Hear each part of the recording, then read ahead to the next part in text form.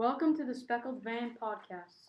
We're your hosts, Aiden, Max, and Carter, where today we'll be reviewing The Devil's Foot, a short Sherlock Holmes story written by Sir Arthur Conan Doyle.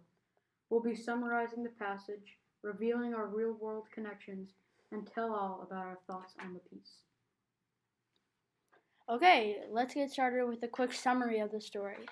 In a small Cornish village, Sherlock and his trusty companion are out on a weekend excursion and a crisis arose. One had been killed, and two had been driven insane. And as usual, Sherlock was called to the case. Mortimer Tregennis was related to the victims and deeply sorrowed. But when he found deceased, even more suspicion arose as a visitor arrived just before Tregennis died, Dr. Leon Sterndale.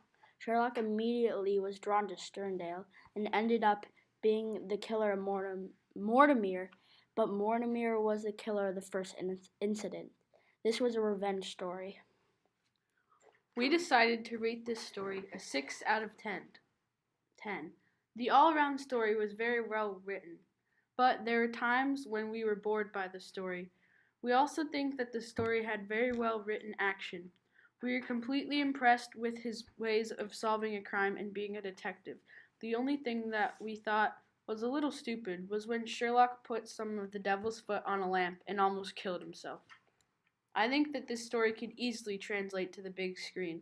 There's a perfect mix of horror, action, and detective work. Sherlock would be acted by Johnny Depp because he's already acted in prior Sherlock stories as Sherlock.